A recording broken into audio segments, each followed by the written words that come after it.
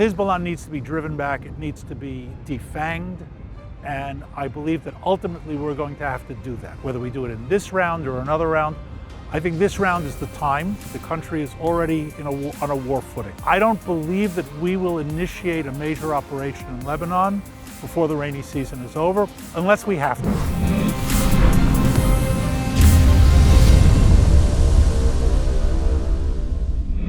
Welcome to the Watchman. You may be wondering where I am. I am in Frankfurt, Germany. I'm at the airport ready to head back to the United States after an incredible week of filming in Israel. Now, folks, much of the action right now in Israel obviously is taking place to the north along the Lebanon border. Just last night, after Israel eliminated a Hezbollah commander in southern Lebanon with a drone strike, Hezbollah launched some 30 rockets into northern Israel and the upper Galilee region. It's an absolute tinderbox. I spent several days to the north right along the border, including with our good friend, IDF Reserve Major Elliot Chodoff. We were in Rosh Hanikra, again folks, on the Mediterranean coast, literally on the Lebanon border. Elliot broke down not only the Hezbollah threat, we also talked about these potential Hamas hostage deals, the Houthi threat, and much more. Here's our interview on the Israel-Lebanon border.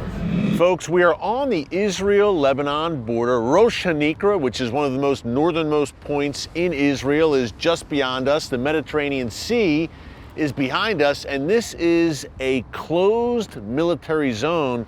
We've got exclusive access here, and this zone is closed because, again, the Lebanon border is right there, and that means Hezbollah country lurking above us, and tensions continue on a daily basis between Israel and Hezbollah. So we couldn't think of a better person to bring in to break it all down for us, and our good friend Elliot Chodoff, Reserve Major in the Israel Defense Forces, strategic military analyst, expert, and a regular here on the Watchman. Elliot, wish was under better circumstances, of course. Okay, you and I are going to talk Lebanon, Hezbollah, which you are a foremost expert on, but you want to talk also about hostages, the hostage situation. You and I were talking a bit off camera, and you said, look, we got to talk about these proposed hostage deals with Hamas. What's the latest? Break that down for us. Well, the latest today is that there's a framework on the table, and I think it's important to say a framework, not an offer, not a deal, that was put together in Paris. Hamas was not part of that, but Israel was, the United States, Qatar, France, of course. And it's a framework of how to go about dealing with the hostage situation. That framework was put to Hamas, and as of this morning, Hamas has emphatically not accepted it. They haven't outright rejected it, but emphatically not accepted it. Not surprisingly. By the way, over 100 hostages that we know still living in Hamas captivity. Okay, so the official number today is a little over 130. Honestly, I don't believe the number is that high in terms of living hostages. So some of the perpetrators of the massacre on October 7th would be released as part of this deal? Yes. Potentially? Yes. In return for hostages, and here I think we have to emphasize, this is not a hostage exchange. This is a deal of hostages for terrorists, murderers. Big difference. Right, absolutely. It's not a symmetrical trade-off that we're holding some people politically and they're holding hostages. So how does Israel accomplish this? Look, the two main war aims, number one, bring the hostages home, of course, yes, and number two, destroy Hamas. Can the two both be accomplished? They can both be accomplished. However, they cannot both be first priority. And here, this is part of Israel's great dilemma today. Israel's facing a moral dilemma, and it's facing a strategic dilemma. The moral dilemma is we want to bring the hostages back. There's no question. And by the way, the demonstrations here are very loud and legitimate. Families and friends of hostages, for them, their highest priority, as it should be, I think, for many of them, is bring my husband, brother, sister, sure, son, daughter home, and I don't care what it costs. The government, on the other hand, has to care what it costs. For the government, bringing home the hostages is certainly a moral imperative, but it's not the only one. There are other strategic imperatives. We can't turn this around and have this happen again in a year or 2 or 3 or 4. Yeah. We set a very bad precedent with the Shalit deal. We released over 1,000 terrorists, including Sinwar, Mastermind of October 7th. October 7th, and others who were involved. Yeah. Here I want to be very clear. The failure of the 7th was a failure of the Israeli military. The event of the 7th is the responsibility of Sinwar and his cohorts.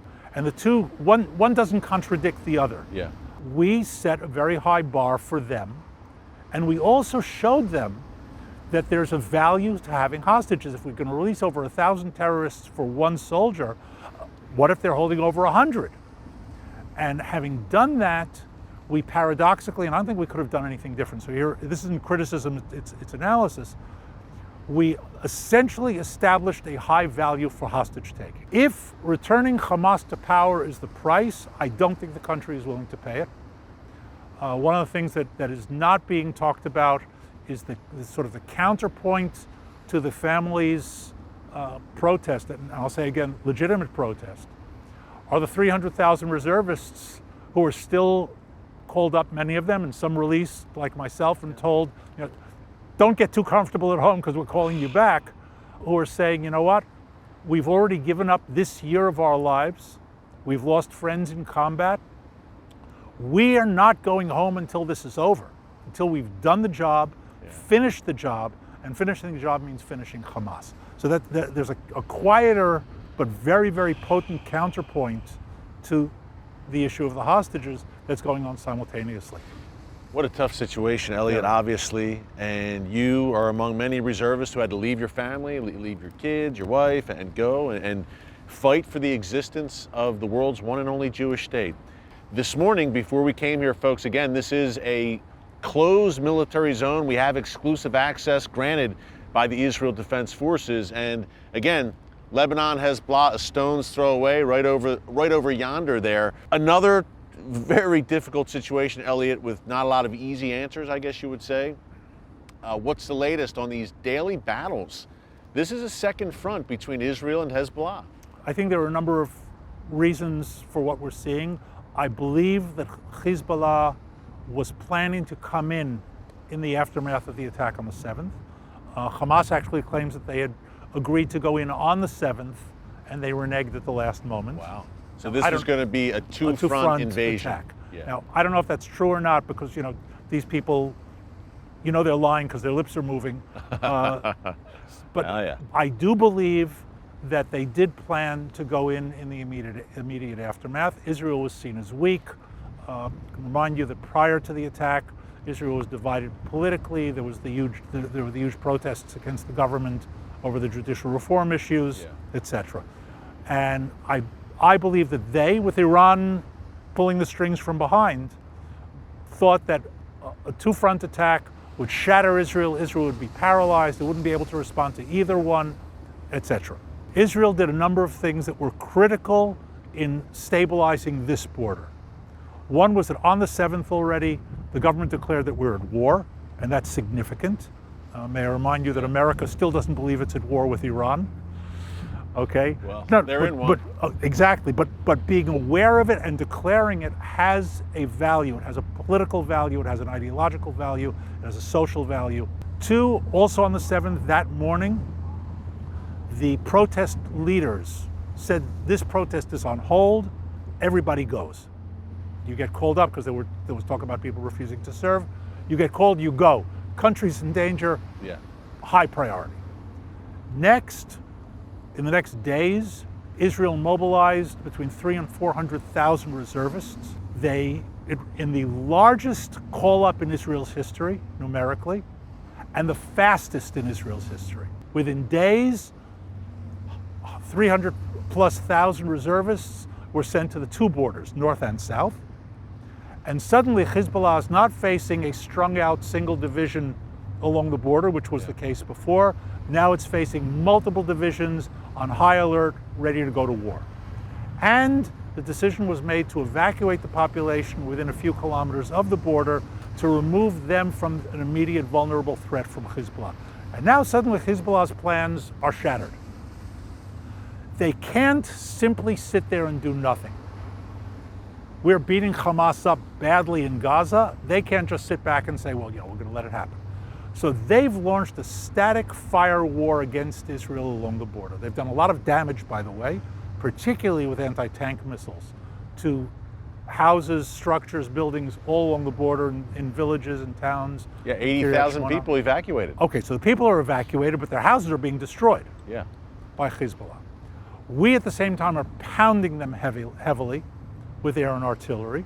We've killed some 200 of them so far, which is an insignificant number to the organization.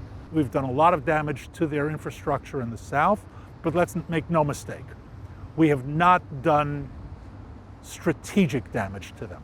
In other words, they are still as powerful as they always were if they want to launch an attack against it. And real quick, do you see this as being an inevitable great northern war that's coming? I can't say inevitable because I don't believe in inevitable. Okay? What happens as a result of decisions, and sometimes decisions force each other's hand, but inevitable implies there's no way that it couldn't happen. There's a way it can't happen, but it's not going to not happen. Let's put it that way. Hezbollah is going to remain Hezbollah. It was born dedicated to the destruction of Israel. They will not step down from that any more than Hamas stepped down from its demand for the destruction of Israel, its belief in the destruction of Israel. It's who they are. It's their raison d'etre. Yeah. This is what they exist for. So any sort of quasi-agreement that moves Hezbollah 6, 7, 8, 10 kilometers back from the border is nonsense.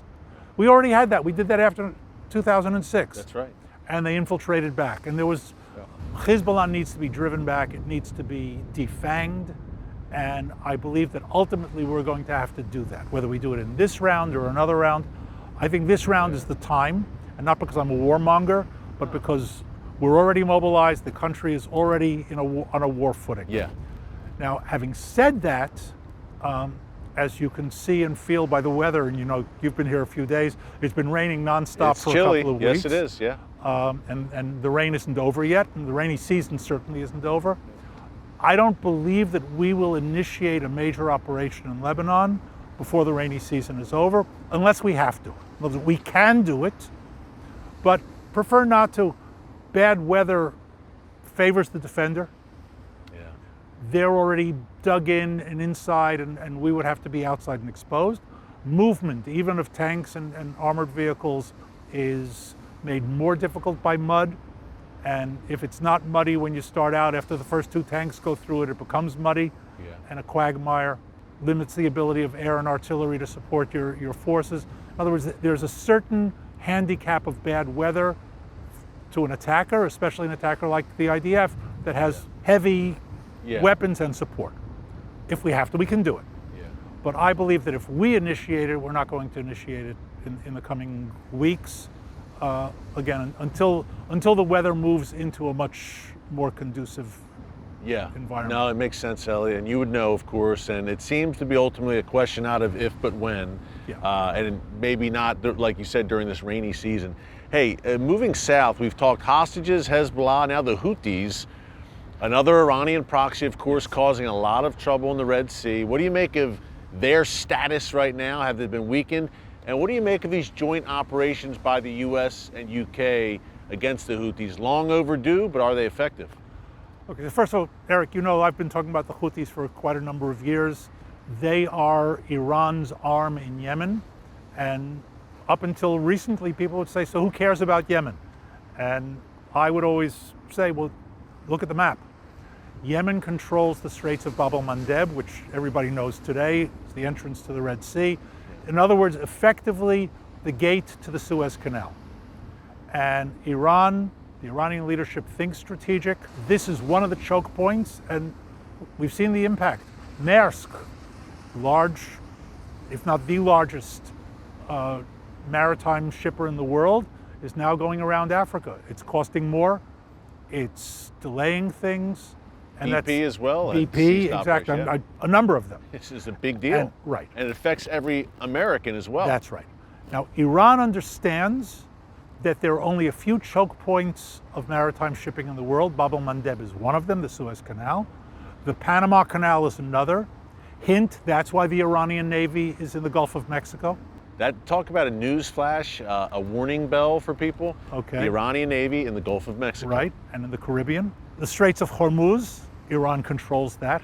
There's a picture here that if you look at it in segments, it doesn't mean anything, but if you put them together, you have a jigsaw puzzle that gives you a picture. And that's what they're doing. That's the Iranian side of it. Why? Because Iran has global aspirations, and let's be clear here, tied to Russia, tied to China, tied to North Korea. Incidentally, we found North Korean weapons in Gaza, Chinese weapons in Gaza. Yeah. Big surprise not to me. No. If we want to talk about an axis of evil, throw Venezuela into the mix, Yeah. and there you are. You've got the group. I've called them the Gathering Storm Coalition. Okay. And their target is the United States of America. Yes. Let's be very clear about that. The shipping damage that's being done is done primarily to the United States. Not only, but primarily. And here I think it's important also to point out, America commercially is essentially an island. You have no real commercial land borders. I mean, with all due respect to Canada and Mexico, your economy is based on maritime shipping. Yeah. And choking that really hurts the American economy. The US Navy was created to fight piracy under Jefferson. To the shores of Tripoli. Right. And here we have essentially piracy on the high seas. The American response started as totally inadequate and moved to just plain inadequate. First, taking out a few of their drones as they're fired or their missiles doesn't do the job because hitting the ships is not the problem. I mean, it's a problem, but threatening the ships is the problem. In other words, the shippers are not going to sail through there if their ships are being threatened, whether they're being hit or not. Yeah. The next step was to start striking Houthi targets, and there too, it's done some damage. Yeah. But Iran is resupplying them. In other words, not taking out their equipment has no real effect on them. Yeah. At the same time, we see the attacks against American bases, and the most recent one where 3 Americans were killed, but there have been nearly 200 attacks against American bases. America says it's not at war. We don't want to escalate. Or even if you don't want to escalate, that's the exact wrong message to publicly telegraph to your enemies. The message should be, we will escalate to the point that is totally impossible for you to survive unless you stop right now. And if they don't get that message, then you have to simply eliminate them as a threat. Now, I want to be clear, that doesn't mean wipe them out, but eliminate them as a threat. And it doesn't even take a land invasion of Yemen or anything like that? No. America certainly has the capability, and it's sending messages. I mean, messages that I think are interesting, but not impressing them. Yeah. Sending B-1 bombers from Texas lets them know, we can fly out of Texas and bomb you and come home.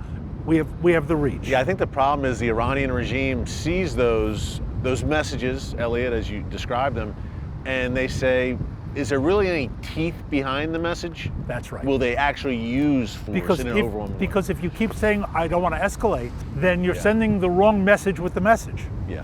Okay, if you strike 85 targets in 30 minutes, you're sending one message. Yeah. But if in the process you've only killed 12 of their operatives, the message you're sending is, we're hitting useless targets. Yes.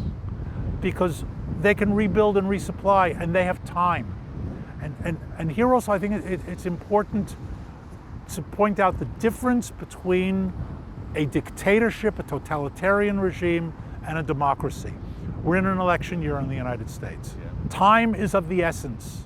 The administration has to show some sort of result before November. Yeah.